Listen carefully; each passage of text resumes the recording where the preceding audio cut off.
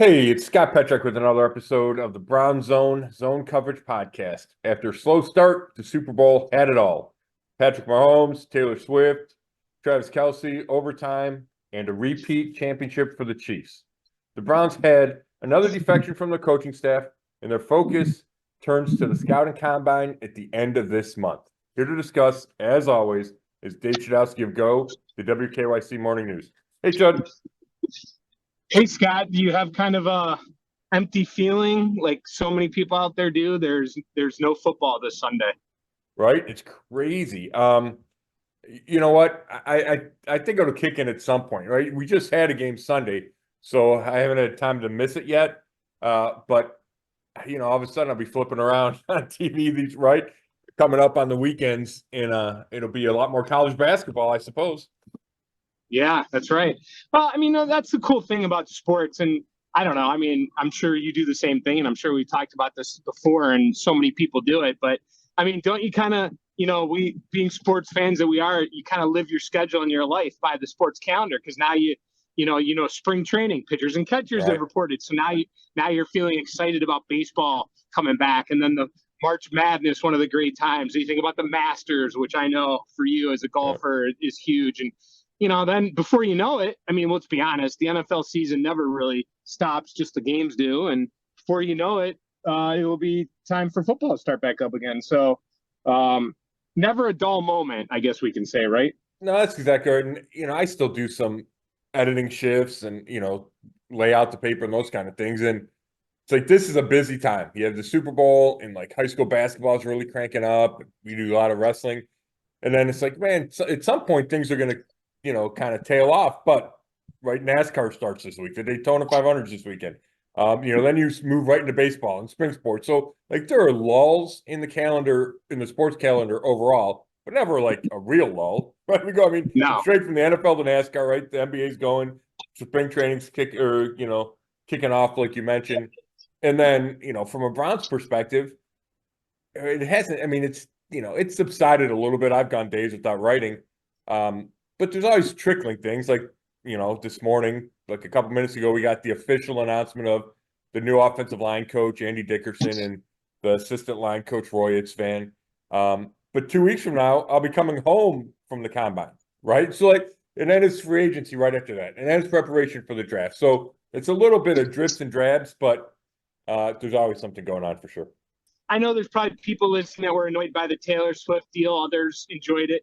I have to say, this is one of the more fun NFL seasons I can remember in a long time because the Browns were relevant again. They were exciting. They made it back to the playoffs. And then I was fine with the Taylor Swift stuff. My daughters were into it. It made it more enjoyable with my family and, the other things, the fun things that we do. And, if you can get the family incorporated with the NFL, it just makes it so much more exciting. And I have no issue with it. Many more viewers, most watched Super Bowl ever.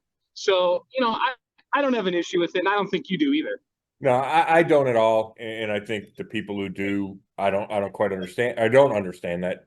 I'll tell you this, Judd, my daughter, she's 25, but a huge SpongeBob fan, right? So the Nickelodeon did that huge hit to their SpongeBob broadcast. So we watched a chunk of that, and they showed, and I think the broadcast is different, right? I mean, I know the graphics and the commentary is different, but I'm pretty sure the camera shots were different. They had a whole bunch of Taylor Swift on there, and which makes sense, right? They're appealing to a younger audience. So all the people that were mad enough about whatever CBS was showing about Taylor Swift, they would not have been able to handle this because there was a whole lot of Taylor Swift, and every time they showed her, every time they talked about Travis Kelce, they called him Taylor Swift's boyfriend. So yeah. So it's funny. We ended up watching the first half at some friend's house. Left after the halftime show. Watched the second half at home.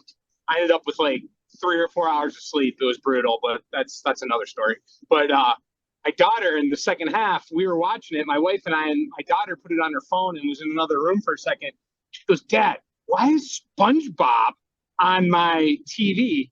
And I go, "Oh, Brooklyn, you accidentally clicked on the Nickelodeon." She ended up watching the whole second half on there. She Right. thought it was hilarious. It was. Yeah, It was pretty funny.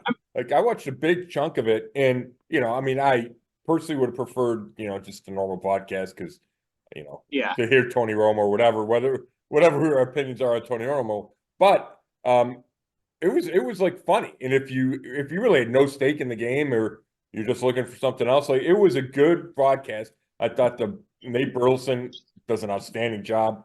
He was with the Browns for a real short time. And you could tell he was like a great talker then, and you could tell he had a bright future. I mean, and now he's just exploded, right? NFL, CBS this morning, he does that. Really talented, but it was a fun broadcast. Yeah, no question.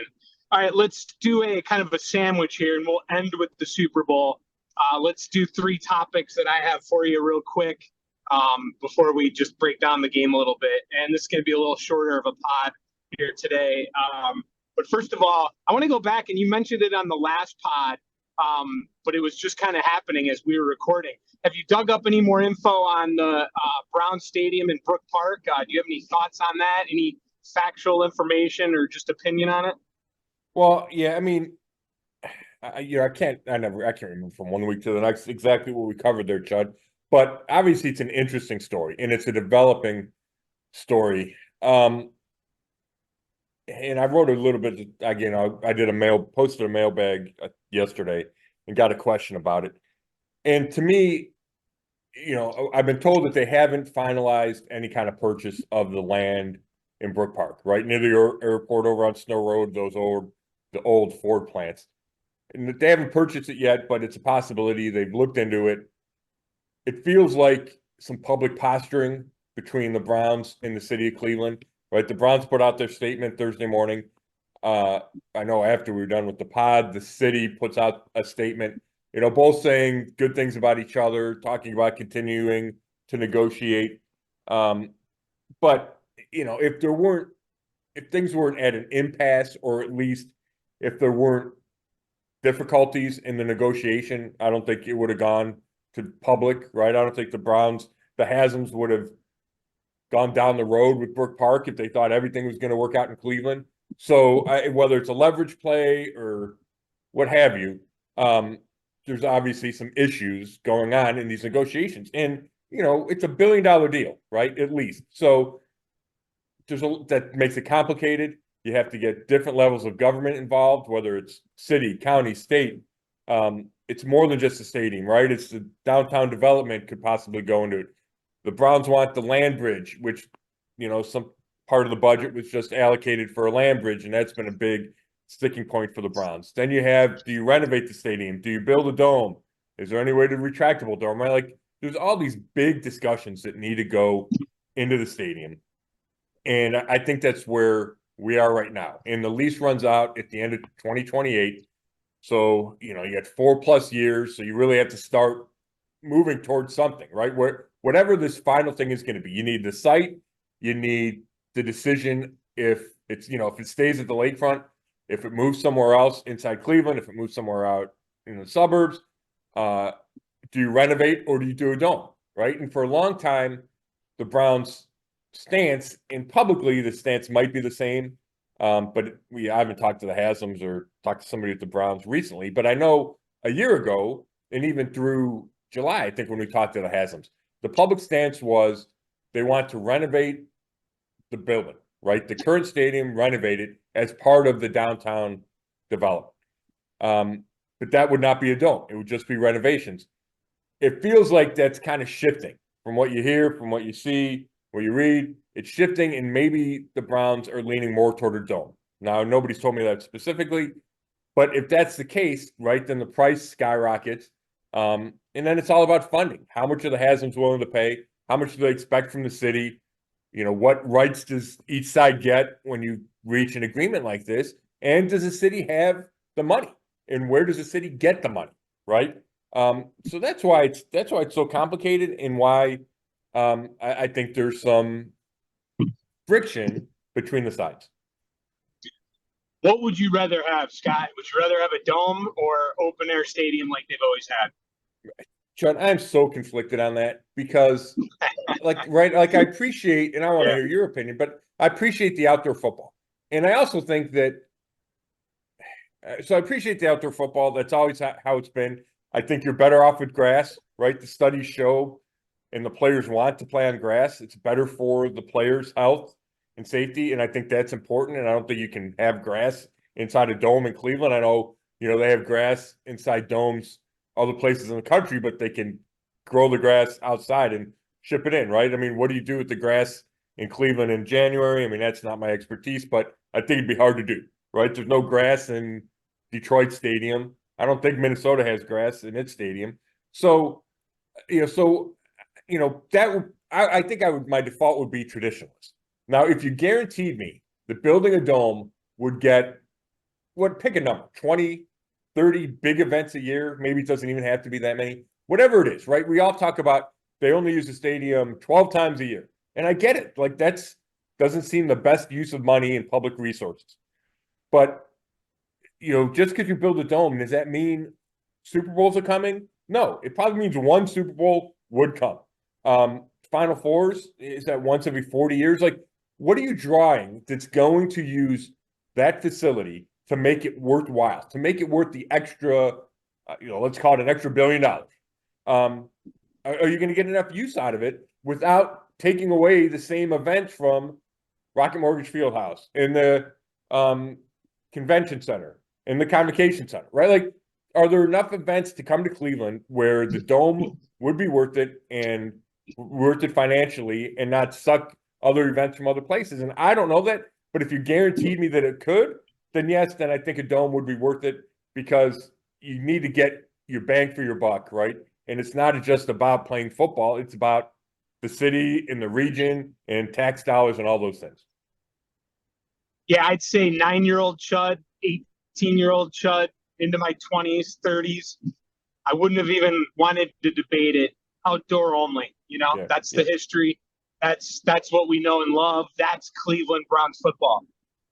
But getting close to 50-year-old Chud, I think I might go dome now, Scott. I mean, I just think I'm looking at more things now, and I think it would just be better for the city to attract more events, like you said. And I think even if you get one Super Bowl, it's worth it. Yeah. If you get a couple Final Fours, all these concerts that maybe you miss out on right now. I mean, all these concerts that, go to other cities that, we could possibly get in a dome stadium. I know we have the Rocket Mortgage Fieldhouse, and some come to the outdoor stadium, but I just think it would be, I don't know. I also don't know.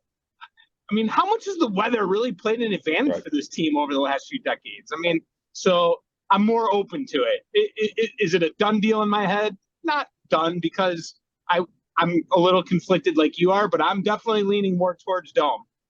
Yeah, that's interesting, Chud. And I don't go to games, right? I mean, I don't go to games as a fan. So I don't know I'm talking Browns games. I go to other games as a fan.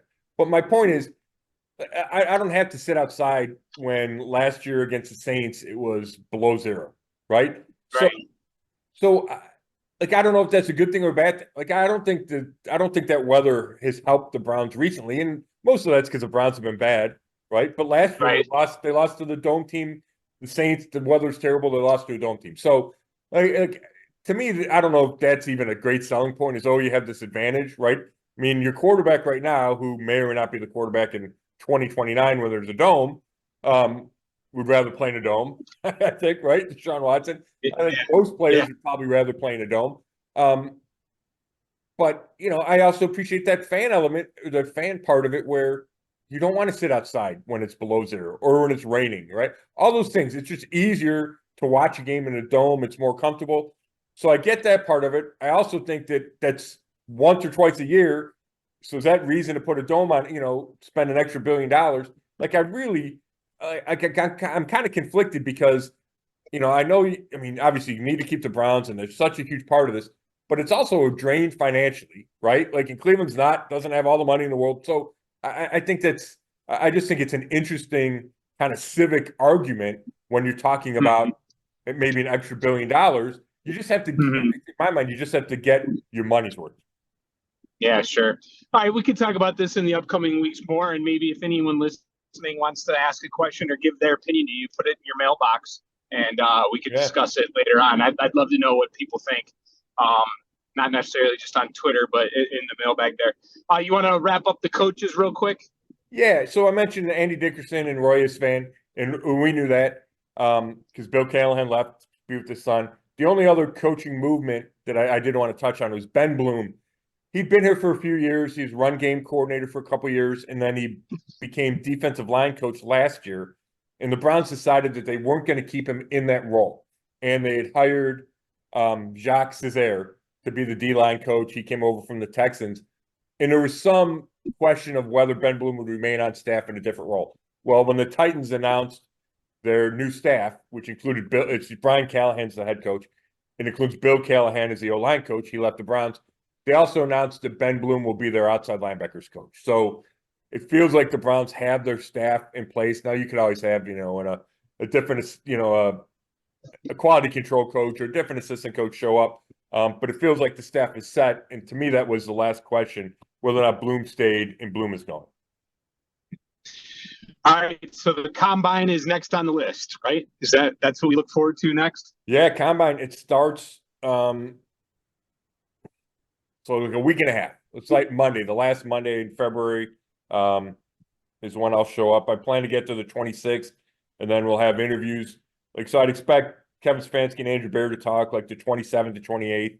And then you get the players, the draft picks or the draft eligible guys beginning to talk, right? So we'll get a Browns update. We'll get Stefanski and Barry on the coaching changes because we really haven't, Kevin Stefanski gave a quick statement when he introduced Ken Dorsey, but we haven't gotten to ask him about why the change with Alex Van Pelt, why the other changes he made.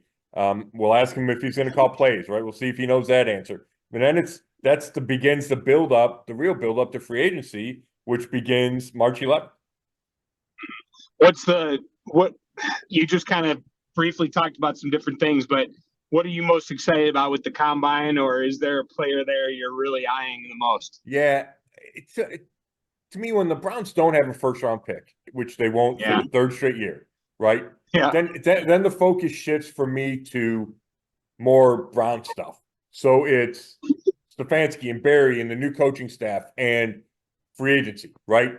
Can they can resign anybody at any time? So is it, are you going to bring back Zadarius Smith?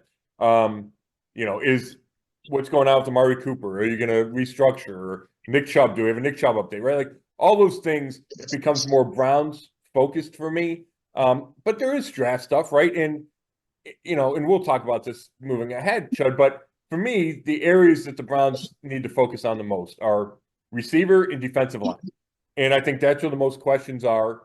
Zadarius Smith's a free agent at end. D tackles Jordan Elliott, Maurice Hurst II, Shelby Harris are all free agents. So you got to add a couple guys there, and it could be a big money guy or two on the D line because we know how important that is. We know how important that is in Jim Schwartz's scheme. And then his receiver, right? It just feels like there were guys short all year, and Amari Cooper's getting a year older. Elijah Moore is going to be in the last year of his contract. So there's some moving pieces there. Do they go out and sign a big-time free agent? Do they cut Amari Cooper? I don't expect them to do that, but he's due $20 million. You can save a lot of cap money if you just cut him. Or you could save cap money by giving him a restructure and extending him, but then you're paying him into his 30s, right? Or do you just let it ride out the last year of $20 million? Do you just draft a receiver early, second round, let's say, to pair with Cooper and then sign a third-tier free agent? So I think there's a lot of ways this could go, and we'll talk about it in the future. But to me, when I get there, my focus will be when we get to the draft guys, right after the Browns focus, when we switch over to the draft guys, it's going to be receivers and D linemen. All right. Anything else before we finish up on the Super Bowl? Well, yeah, because I want to end on a high note, Chud, but I just felt like, the way yesterday's Super Bowl parade finished in Kansas City, and then I wake up and that's the first thing I read about. Like, I don't want to drag this podcast down, but it just felt like we needed to talk about, not even talk about, just mention the horrific tragedy that ended that Super Bowl parade. Like Kansas City's on cloud nine, and it comes crashing down and is forever changed by senseless gun violence, and it's horrible. And it's kids going to the emergency room, and it just left a pit in my stomach for the last however many hours. And I just wanted to at least bring that up because it was on my mind, and I just did not want to overlook that. Yeah, I'm glad you did. And that was a top story on our show this morning. We're taping this Thursday late morning. Obviously, that was the top story on Go this morning, and followed along with it yesterday as much as I could. And it's just, and this is the sickening part about it that bothers me the most, is that I don't want this to come across the wrong way, because the word isn't numb to it. Yeah. But the fact that I sit there and here we go, it's become part of our normal part of society, which is just a bunch of bullcrap. And I sit there and I think it's a shame. And I think the thing I'd love to sit here and say, hey, we have an answer for it, but the problem is there just isn't. And everyone says, oh, we got to figure out the answer. I don't know what it is, but I will say this: parenting needs to change in this country, and I think it starts there. And then you could get into whether you should be able to have guns or not. But the bottom line is, it just we have to be better as people, and it's just a shame that idiots are taking lives and causing violence, and I agree with you. So I am glad you brought that up. Yep, I couldn't agree more. And you're right; it's gotten to the point where it doesn't stop. It doesn't stop me from. It used to be when one of these things would happen, it stopped the world, and that doesn't happen anymore because it happens so often, and that's the worst indictment on our society, maybe ever, right? That okay, well that happened again, right? Oh, that happened again, and that's just garbage. And that it can happen anywhere at any time. Well, yeah. Right. So. All right. Yeah, I'm glad you brought that up. And here's the thing too. I actually thought about that when we talked about doing the pod. It's going to make me want to talk a little bit less about the Super Bowl now, because now that this has happened, it's like, oh my gosh, now we're going to go talk about the game. But right. I do think we deserve a couple minutes to do it, just because we have talked about it football all year long. So I think it's fair that we can have a say on it. But man, overall, what'd you think? I mean, first half started pretty slow, but I thought after that, man, second half and overtime, you're looking at only the second Super Bowl ever to go to overtime, and at the end of the day, it's going to go down as a classic. Right, and I bring up Tom Withers on here every once in a while. He texted me like, "Hey, is this Super Bowl going to change? Like, are they going to save it? Because it's a clunker, right?" And then and then it did change, and it got to be really exciting. And overtime, right, the second overtime game in Super Bowl history, and it really kicked into gear after a slow start and a sloppy start, right? We saw fumbles from McCaffrey, a fumble from Pachenko that probably cost both those teams points, and then it started to heat up, and it's just so many facets there, Chud, right? Like, here's my main take: is it feels inevitable that Patrick Mahomes is going to win that game, right? Because he's so good, and he's got the ball at the end. But when he does it, right, so he wins the game, and you go, oh, that was going to happen. It was destined to happen. I understand that feeling, and he is that good where you have that takeaway. But there were about 10 things in that game that if they happen differently, it's not inevitable, and the Chiefs don't win, right? So yes, he's great, and he tips those scales. But if Jake Moody doesn't miss the extra point, it's a 4-point game, and the Chiefs aren't able to settle for a field goal, and they have to go for it, and maybe they don't get the touchdown to win the game, right? Like, that changes things. Brock Purdy has 3rd and 4 late in regulation. I think it's a regulation. Maybe it might have been before. Yeah, it's before the field goal, a late field goal, right? And he's got 3rd and 4, and we've seen it. It's a blitz, and the ball gets tipped. But he's got Brandon Ayuk running out of the slot wide open over the middle.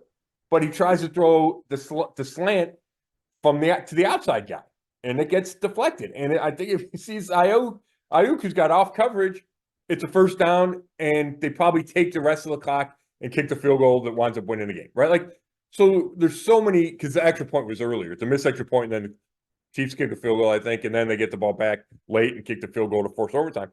But the Chiefs or the 49ers probably could have run out the clock if they pick up that first down, but it doesn't happen, right? And then you go to overtime, and Shanahan takes the ball, which he probably shouldn't have, right? And then there's a play in the red zone there on third down where they have a blown assignment up front, and he doesn't have the second to get to the open guys, and maybe still had an open guy, and he should hit him. Purdy, I'm talking about.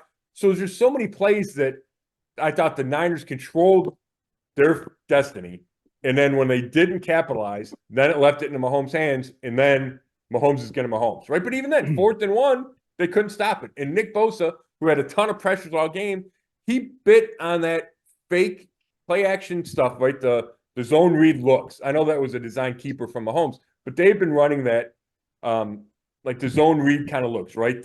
Where the end comes in and Mahomes would hand it off, and he's crashing, and the Chiefs saw that, and Andy Reid saw that, and then they took advantage of that aggression multiple times late in the game for Mahomes to get outside the pocket. And I thought that was a good adjustment by them.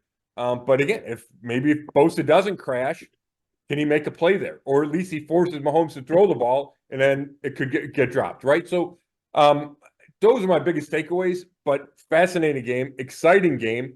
And, you can question Kyle Shanahan for a couple of big things there. Well, yeah, great points all around. Number one, and we said this before the game, don't bet against Mahomes. Right. And it ended up working out that way. But the thing is, you're right. What you don't want to do is give him the opportunity to do what he did. And that's what the 49ers did. And you got to get some breaks, the fumble, as you mentioned, and different things have to happen, a missed extra point. But the other thing, too, is I let the 49ers, too many 3-and-outs in the second half. And, they had a chance to, I think, take control of the game, and they didn't. And brilliant play call by Andy Reid. What's amazing? You go back, if you watch some of these NFL things on Twitter and you get to hear, it's amazing how calm these guys are. Like, I'd be freaking out, man. And they're just so calm. Like, all right, we're going to call this play. Mahomes is like, comes in the huddle. All right, hot dog mustard or whatever the play. Well, you know what I mean? Corn dog mustard. Yeah, corn dog. Tom and Jerry. Yeah, Tom. It's like no big deal. I mean, and that's what's amazing, and that's what makes him special. So you can't give Mahomes the opportunity. That's the thing. They gave him the opportunity, and at the end of the day, if he gets the ball last, you keep hearing everyone say, "Oh, you're going to give Mahomes 4 downs and this and that." It's interesting. I forgot about the overtime rules until they explained them on TV, and we're just fans or media watching. Boy, crazy to think players forgot about or didn't realize what the rule was. Well, that's interesting. That's a great point. And apparently the Chiefs were well schooled on that, and they'd gone over it, and the Niners didn't have the same awareness. And I thought Kyle Juszczyk, right? He went to Cloverleaf, right? And Lodi. He went to Harvard, right? So smartest guy you're going to have on the Niners, right? Or one of the smartest guys. And I saw the NFL films, and he said, until they flashed on the scoreboard, right? That he didn't know the rules. So if he doesn't know them, that means all the guys on that roster don't know them, right? And that is an indictment on Shanahan. Now, I don't think that affected the outcome of the game, right? They're just out there playing. It's not like Juszczyk's doing anything different, whether or not the Chiefs get the ball back. And they probably figured out at some point that, hey, this game's not over when we kick the field goal here. But having said that, you brought up the 4th down thing, Chud, and I don't want to belabor it, but I'm so glad you said that. I undervalue the importance of that. The importance of having the ball second and knowing you can use 4 downs, right? That makes such a difference when you hear everybody talk about it. You hear coaches talk about it, you hear players talk about it. And I've always not dismissed, but I haven't given that the weight I should when you're making that decision. Where if it's 3rd and 6, you say, okay, if we don't, if you have the ball first, you don't convert 3rd and 6, you punt or you kick a field goal. If you know what you have to do, score a touchdown to tie, or score a touchdown to win, or kick a field goal to tie, whatever that is, you know what you have to do, right? And if you're in your own territory, it's if you're not in field goal range, if you're not in touchdown range, it's 4-down territory. It just changes how you think. It changes how you approach 3rd and 6, 4th and 2, right? Like the decisions are almost made for you, and it helps. It gives you one more down to get a first down. And when you have a quarterback like Patrick Mahomes and a play caller like Andy Reid, yeah, that's so valuable. That play call was incredible. I mean, it seemed so easy. And boy, thank goodness they changed that rule. How like whether you're rooting for the Chiefs or the 49ers, I don't care. But just as a football fan, how cheated we would have been if that game would have ended on a field goal in overtime, Right. Or even a touchdown. I mean, that's why they changed the rule, right? It was that Josh Allen Mahomes game where Mahomes got the ball first in overtime. They scored a touchdown and game's over. Right? Right. Even a touchdown. Right. Because at some point a field goal wasn't going to, they changed the rules at some point where a field goal wasn't enough. But yeah, both teams need to have the ball, right? In the Super Bowl, both teams need to have the ball for what feels like an equitable ending, which is why Shanahan then thought, well, if there's a third possession, then it's sudden death. That's why I want the ball. And I understand that thinking. But what has swayed me is the 4-down thing and having the ball second and knowing exactly what you need to do, especially with Patrick Mahomes, right? Maybe if you're playing a team that didn't have the quarterback, didn't have the offense, it would, you want, if you think it's going to go field goal, then you want that third possession. But it certainly backfired on Kyle Shanahan. Yeah, no question. The thing about it is, though, you're right. They should have gone on defense first. That's what they should have done. But here's the thing. It's tough to be too critical because, I mean, if they do score a touchdown, or how about just hold Kansas City out of the end zone, which is hard to do. I mean, no one's talking about it. Yeah, it's not a terrible, I don't think it cost them. Well, it's hard to say it didn't cost them the game. It factored into it. But yeah, but I think on its face, it's not the worst decision, right? And I think analytics people can argue about it. I don't think it's a clear cut. You take, like in olden times, it would be ridiculous not to take the ball first, right? If score first, you got to take the ball. This, I think, is more nuanced. But what is interesting about it is the Chiefs knew for sure they wanted the ball second. So they had a clear cut, this is what we prefer, and then the Niners played into that. But I'm with you. I don't think it was the worst decision ever. It's just interesting. They couldn't hold the lead, right? That's the second time when Shanahan's been a head coach, they couldn't hold the lead. And again, that's, a ton of stuff plays into this. You add in when he was coordinator with the Falcons, right? Like that, it's starting to build up. But, it's a couple plays here or there, right? And mixed extra point, it could be the difference, right? And that's not Kyle Shanahan's fault. Yeah, no doubt. Well, we were both pretty much really close with the score. Yeah. I think you were 27-26. I was 27-24, 25-22. Pretty close there. I mean, we had it. Yeah. Hey, did you win any squares? No, I never win squares. Dude, I was in 2 different pools.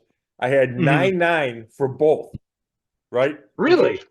Which are terrible. I mean, the odds of that. But that's how regulation ended at 9-9.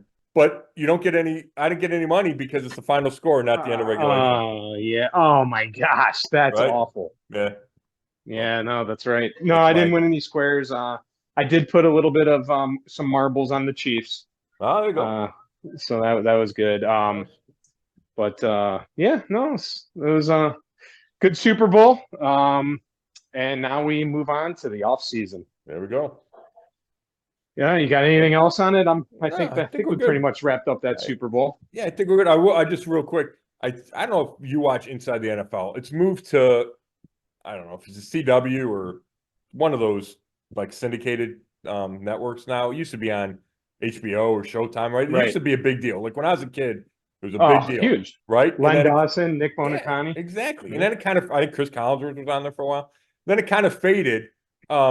But now I get emails because, I'm in the media. So I get emails about, hey, we're going to have this and this, and they have Brown stuff on. They had so much good NFL Films footage in the one I watched the other day that it's worth looking up just that footage. It's some of the stuff we talked about, but guys talking about the coin flip and, and we don't want the ball. It's when Greenlaw goes down for the Niners, the reaction that everybody has to it. there's just so much good behind Oh, the scenes yeah. NFL That was film crazy. stuff. And that's a good, we can talk about whether or not the analysis on that. It's actually pretty good. Ryan Clark's good, and Chris Long's on there. Like, it's good stuff. But the NFL film stuff is so quality that I really enjoyed that. Oh, I'll have to take a look at that. Yeah. So, all right. Well, Chud, I appreciate you doing this as always. I think I'll give you next week off. We got a short week. We got a holiday week. Yeah. Maybe we'll hook up from the combine, or when I get back from the combine. We'll figure that out. If I can squeeze something in from the combine, because I know there'll be news coming out of there for sure. So, oh, no doubt. So a week off next week. Wow, Yeah, take we the haven't week had off. one in a while. Yeah. Yeah, fun. You sleep in. Thanks. All right, cool. Appreciate it. All right. Well, thanks a bunch, Chud. Thanks everybody for listening. This has been another episode of the Zone Coverage Podcast, and you could read all my work at brownzone.com. Thanks.